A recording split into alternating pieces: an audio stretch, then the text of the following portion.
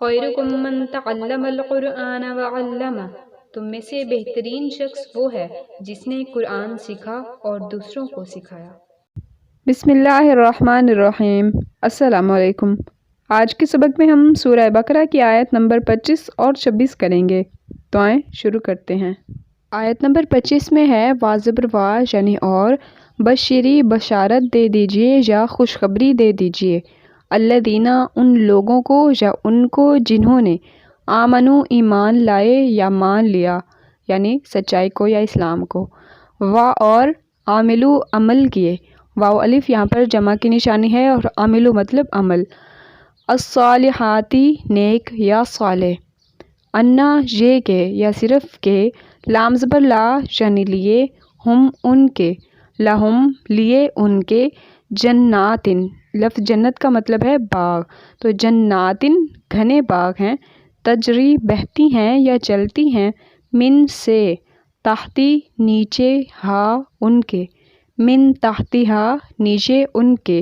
الانہارو نہریں، انہار نہر کی جمع ہے تو انہار یعنی نہریں، اور بشارت دے دیجئے ان لوگوں کو جو ایمان لائے اور نیک عمل کرتے رہے کہ ان کے لیے نعمت کے باغ ہیں جن کے نیچے نہریں بہہ رہی ہیں،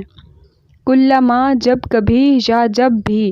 رزقو یہ ورڈ رزق سے ہے اور واو الف جمع کی نشانی ہے، رزقو ان کو ملے گا یا ان کو دیا جائے گا، من سے ہا اس یعنی جنت سے جب ان کو رزق دیا جائے گا، من سے ثمرتن پھل، رزقن بطور رزق یا کھانے کو،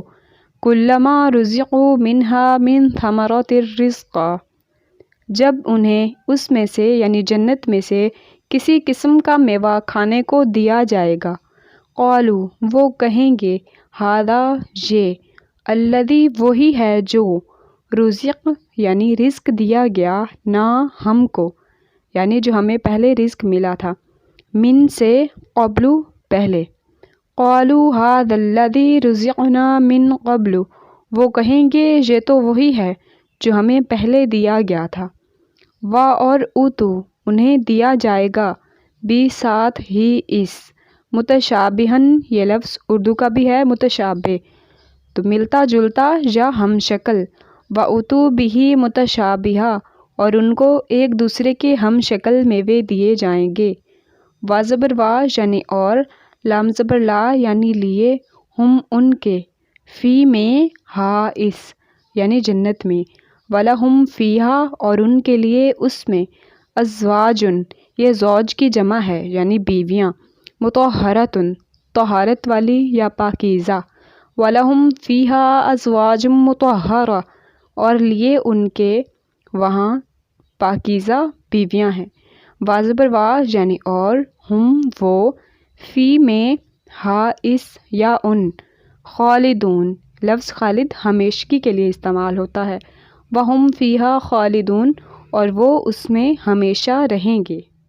اس آیت کا مفہوم یہ ہے کہ اللہ تعالیٰ ان لوگوں کو جنت کی بشارت دیتے ہیں جو ایمان والے ہیں اور نیک عمل بھی کرتے ہیں۔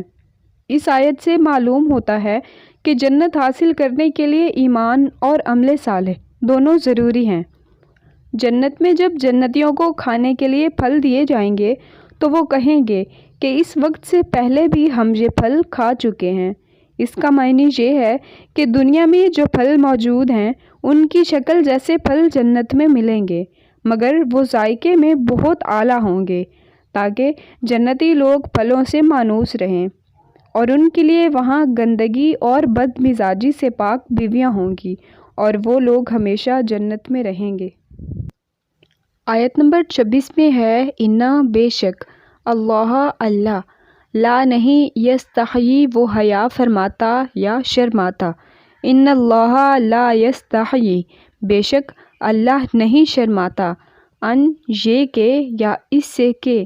یضربا وہ بیان کرے، یہاں پر یا زبر یا کا مطلب ہے وہ اور ضارب یعنی بیان کرے، مثلاً کوئی مثال، ماں کوئی سی، بعوضتاً مچھر، فاپس یا خواہ، ماں اس کی جو یا صرف جو، فوقا یہ لفظ افق سے ہے جس کا مطلب ہے اوپر، فوقا بڑھ کر یا اوپر، ہا اس سے، ان اللہ لا یستحیی ان یضرب مثلا ما بعوضۃ فما فوقها، اللہ اس بات سے آر نہیں کرتا یا نہیں شرماتا کہ مچھر یا اس سے بڑھ کر کسی چیز مثلاً مکھی مکڑی وغیرہ کی مثال بیان فرمائے۔ فا پس اما وہ کہ یا وہ جو، الذین جن لوگوں نے یا جو لوگ، آمنو ایمان لائے، فا پس یعلمون وہ جانتے ہیں یا وہ علم رکھتے ہیں۔ اس لفظ کے کئی حصے ہیں۔ فا پس یعلمون میں یا زبر یا کا مطلب ہے وہ، اور آگے عین لام میم یہ لفظ علم سے ہے، یعنی وہ علم رکھتے ہیں، اور واو نون جمع کی نشانی ہے۔ فیعلمون پس وہ جانتے ہیں، انا یہ کہ یا صرف کہ، ہو وہ، الحق حق ہے، من سے یا طرف سے، ربی رب کی، ہم ان کے۔ فَأَمَّا الَّذِينَ آمَنُوا فَيَعْلَمُونَ أَنَّهُ الْحَقُّ مِن رَّبِّهِمْ، پھر وہ کہ جو لوگ ایمان لائے ہیں وہ یقین کرتے ہیں یا وہ جانتے ہیں کہ ان کے پروردگار کی طرف سے یہ سچ ہے۔ اور اما وہ کہ الذین جن لوگوں نے یا جنہوں نے کفروا کفر کیا یا حق پوشی کی، یعنی حق کو جانتے بوجھتے چھپا دیا۔ وَأَمَّا الَّذِينَ كَفَرُوا اور وہ لوگ جو کافر ہیں یا جن لوگوں نے حق پوشی کی، فا پس یقولون وہ کہتے ہیں۔ اس لفظ کے بھی کئی حصے ہیں۔ فا پس یا زبر یا یعنی وہ، قولو وہ قول کرتے ہیں یا وہ کہتے ہیں، اور آخر میں واو نون جمع کی نشانی ہے۔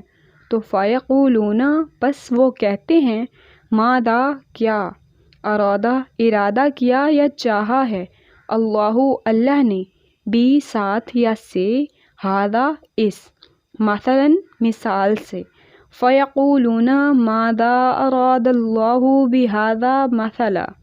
وہ کہتے ہیں کہ اس مثال سے اللہ کی مراد ہی کیا ہے۔ یضلو یہاں پر ہے یا پیش یو یعنی وہ، ذلو گمراہ کرتا ہے، بی ساتھ یا سے، ہی اس، کثیرن بہت سو کو، کثیر تعداد کو، یضلو بہ کثیرن اللہ اس سے بہتوں کو گمراہ کرتا ہے۔ اور یہدی ہدایت دیتا ہے یا راہ دکھاتا ہے، بی ساتھ ہی اس سے، کثیرن بہت سو کو یا بہتوں کو، ویہدی بہ کثیرا اور ہدایت دیتا ہے اس سے بہت سو کو۔ اور ما نہیں، یضلو وہ گمراہ کرتا، بی ساتھ یا سے، ہی اس اور نہیں وہ گمراہ کرتا اس سے، الا مگر، الفاسقین فاسق یا بدکار، وما یضل بہ الا الفاسقین اور گمراہ بھی کرتا ہے تو نافرمانوں کو ہی۔ اس آیت کا مفہوم یہ ہے کہ کسی بات کو جب مثالوں کے ذریعے سمجھایا جاتا ہے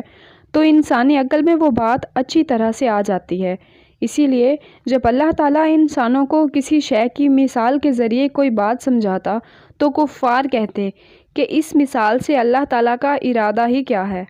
جب اللہ تعالیٰ نے ہی ہر چھوٹی اور بڑی شے کو پیدا کیا ہے تو ان کی مثال بیان کرنے سے کیا حرج ہے۔ یہ صرف کافروں کے بات بنانے اور نقص نکالنے کے بہانے تھے،